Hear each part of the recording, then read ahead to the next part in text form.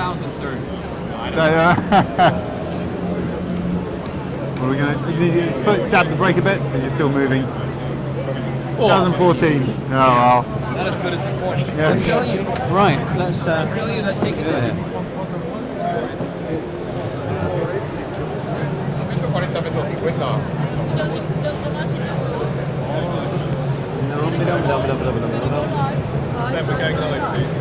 Going live soon. Are you ready?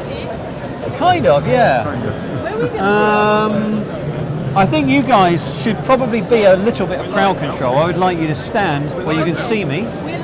We're live now. Can you? Good. Can you stand where you can see me and protect me from the hordes? Apparently we're live already. Yeah, that's good to know. It's good to know. Just look the other way and they won't notice. They're supposed to be.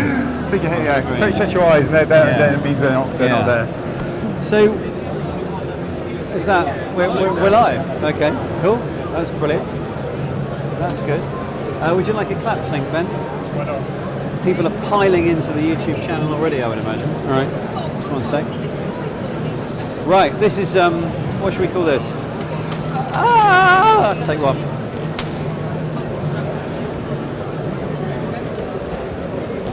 Okay. So there. The weird thing about 360 is everyone's already in there, landing and hearing me. The strange thing about 360 is people are landing in the YouTube channel now, and they're hearing me talking to you. That is concerning. Yes, it is. If you just stand about there, Yep. we'll give it a go then. Okay. Well, hello. Hello, YouTube. Hello, YouTube 360. I'm Spencer Kelly. This is Click's first ever live 360 stream. So not only are we filming in 360, all the way around here, and all the way around here, but this time we're streaming it live as well. So in theory, you guys can interact with me. And I think we are going to ask you to send in some questions over Twitter. If you tweet a question to @BBC Click, someone who's hidden over there, pretending not to be in the shop, will run over and show me a question. So we're at the Mobile World Congress, massive phone show in Barcelona. It happens every year, and this is where all the big companies come to launch their big products. We're currently in Hall 4. Thank you, Hall 4 of 8, and they're full of noise and madness and crazy displays, and in this case a Wheel of Fortune over there, and a kind of wacky thing made out of things up there. Anyway, so if this is your first time watching 360, you might be watching in a web browser, in which case you can get your mouse and you can drag the picture around, so you don't have to look at me. You can look at those guys over there and the crazy Wheel of Fortune. The guest, who I will be interviewing in a moment, who we suddenly realised has nowhere to stand off camera, so he's just standing there like a lemon. Or you can look at Ben over here, who's filming for the programme, or you can just look at the scenery, and you might even be able to see part of the ceiling as well. So, we're live. Tweet @BBC Click if you have a question about the sort of thing that we'll be talking about, and we'll try and answer them, those questions. And we just thought we'd give you a kind of feel of the show, because we're tucked away in a corner here, but over there you can kind of see in the distance that the hall does go on a lot that way and a lot that way. So you can drag your mouse or your finger around and scroll the picture around. If you have a phone and you're watching on YouTube in 360, then you can actually just move your phone like that and you should be able to look all around you. If you're wearing the goggles, it's even better, because then it really does feel like you're there standing in front of me. So what have we got to show you? Loads of products here, but I thought we would show you this, which is the Bloodhound Supersonic car. It's actually a tiny model that you might just be able to see over there, and there's a simulator here as well, which allows you to have a go at doing what the Bloodhound will do later this year, which is hopefully break the world record and go more than 1,000 miles an hour. Now, we're going to find out a little bit more about this, because just off camera, oh no he's not, is Matt Lewis. You're from Sierra Networks. Sierra Wireless. Sierra Wireless. Okay, we'll redo that when we go live. Okay. There we are. And so this car has 3 engines. Yes. So it has a gas turbine engine from the Typhoon Eurofighter, Right. and it has 2 Namo jets, effectively. Right, rockets. Rockets, effectively. Rockets, okay. And you need all 3 of them Yes. to go to 1,000 miles an hour. Yes, so the gas turbine is for your below 800 mile an hour manoeuvres, and then the nano rockets fire you up to give you the kick to the over 1,000. Right, so let's go over here actually. So that tiny model there, how I don't know whether you can see this, but there is a tiny model there. How big is that in reality? I think it's a 1/15th scale model. Right, okay. Yeah. And who will be driving this when it goes for the world record? So that's going to be the same driver that did Thrust SSC, and that's going to be Wing Commander Andy Green. Okay, always with the Andy Green. Yeah. It's like Andy Serkis is the only guy that can do motion capture apparently, so he's the only guy that can go that fast. And what's interesting, why is this a mobile phone show? Well, because like there are cars everywhere and mobile phones are quite boring these days. Yeah.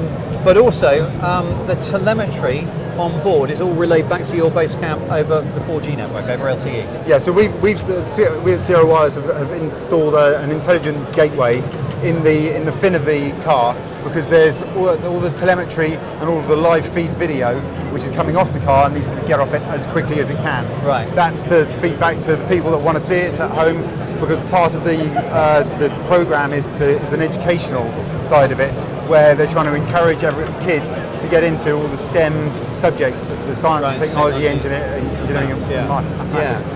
And what I didn't realise is that when you're going that fast, it actually messes with the mobile network because it actually messes up the timing of the signals going over the mobile network. Yes, so all of the signals are synchronized, and there's discussion between the mobile, between the base station and effectively your handset. And because you're going so fast, there's a limit to how fast you can go that the network can actually handle that. Right. So how are you dealing, if you're screaming towards an LTE transmitter at 1,000 miles an hour? Yep. I have to say, by the way, if you look around you now, you will see other people kind of doing this and ducking under a 360 camera, which I can guarantee won't work, and other people surreptitiously taking photos of us behind the camera. But if you just turn around in a few minutes, you'll see some other poor soul do the same. So if you're hurtling towards an LTE transmitter at 1,000 miles an hour, it's going to mess up the timing. Yeah, that won't work. Okay, so how are you going to get the data off of this? So MTN, the operator who's working with us and working with the Bloodhound team, is they've placed a single transmitter perpendicular to the actual racetrack, right. so that the speed of the car will look a lot less to the mobile phone than it actually is. Right. Okay. So the trials happen in the UK in October. So there's an initial. So the engine tests have all happened in the UK already. Yep. Newquay Airport for the gas turbine trial, and the initial runs of the car in South Africa, which is where the trip speed run is going to happen, is happening in October. Right. Okay. Are you going to be at the track? I don't know. That depends upon the company, I guess. Good luck with it. Can we come and see it? Well, you'll have to ask Bloodhound that, but I should imagine they will let you. Under the pressure of live, you would have just said yes. Thank you. Now I invite you to go and stand somewhere, also not off camera, while I do something else. So thank you very much. Good. If you have any questions, these guys over here, do you see this band of guys there behind you? Yeah. They will come running over. Just tweet your questions to @BBC Click. If this works. I might be talking just to a bit of glass on a stick at the moment. I have no idea whether this is actually working. Anyway, so. There we've got Supersonic car. We'll go right the way over to the other side of the world now, and well, certainly to society. I'm going to sneak in and get one of these and one of these. Right. I'm glad they think it's funny. So this is one of the other things that you'll see at the Mobile World Congress. I mean, there's absolutely tons of stuff here, but this kind of area here is one of many areas devoted to solutions for the developing world. The mobile phone has absolutely changed the developing world. It's connected people that have never ever been connected before, given them access to information that they've never had before. It's still obviously a very poor part of the world, and this technology is dedicated to Kenya, Uganda and Tanzania. And what they're talking about here is solar energy. So, this is a solar-powered charger, and solar energy in Kenya would be brilliant, but it is expensive to install. And a lot of people over there, they will burn kerosene, which is really, really bad for their health, bad for the environment. It can cause house fires as well. And I thought we had a question there, but no, Steve was just wandering aimlessly. So I'll continue. So people create electricity by burning kerosene in their generators. It would be much better if they installed solar power with panels on the roof and a charger, but it's really expensive. It costs about $200. So what this company, m-Kopa, are doing is leasing solar cells and chargers to families, and they're asking for a 50-cent payment every day. And as long as they keep paying over mobile money, so a kind of mobile phone style payment, then they can continue using this. And you can plug in your torch and your lights and even a low powered TV and a radio there. If for whatever reason you don't pay, then they can actually cut you off because it's a SIM card inside as well. And so they can actually command the box and just shut down if the family stops paying. So that's a good way of kind of reliably getting a family to pay in instalments for the entire kit. Over about a year or so they're going to pay for it, then it's theirs. And that means that they have to keep paying. The only problem I think is that you can't just connect any old piece of equipment to this charger. They all have to be specific bits of equipment, like the torch, like the radio, like the TV. So they are kind of locked into this kind of ecosystem, but it is a way of making these things affordable because they have 50 cents a day, but they never have $200 up front. So I'll pop that down there and I'll walk over to the team and see if we have any questions because I've finished talking. Do we have anything that we'd like to say? This is Talia, by the way. Hello. Talia's masterminded this. Steve has masterminded this. Simon's the boss. He came up with the idea and then said, go and make that happen, which has caused Talia to go completely grey under the hair dye. So thank you very much for watching. Anyway, we're going to do another live tomorrow on Facebook. We need to make a small apology about the quality of the audio. Right, okay. Does that mean that you couldn't hear a single thing that I just said for the last 10 minutes? Is that what's happening?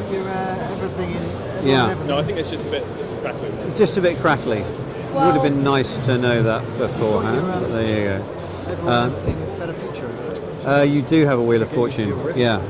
This is. And this is only HT. My phone only does HT. Excuse us for a second. We're having a production meeting in the middle of a live. That's fine. No, that's fine.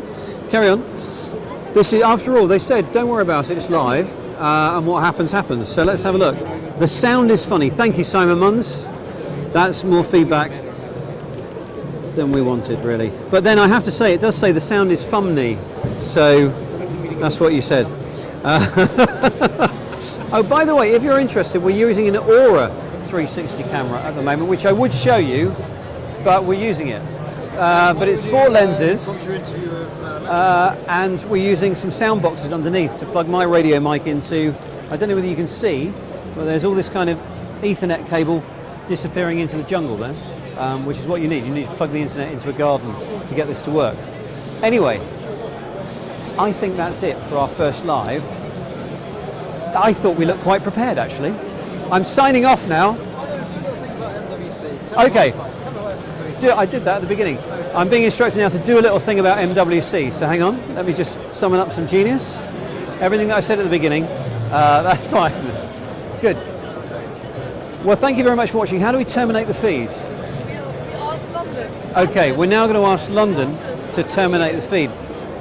I thought it went quite well, certainly up until about 2.5 minutes ago. Yeah. At the beginning, there was like one person watching it. Yeah. And now there's like 500 people watching. Hello 500 people. I tell you what. So unless like one person tells the other people what he said at the beginning. Hopefully, you can rewind this and watch it because it was great at the beginning. But it's now going. So we'll be back with a Facebook Live in 360 tomorrow from Mobile World Congress. Bye-bye. Have they gone? Can I start looking at the camera now? I'm still smiling.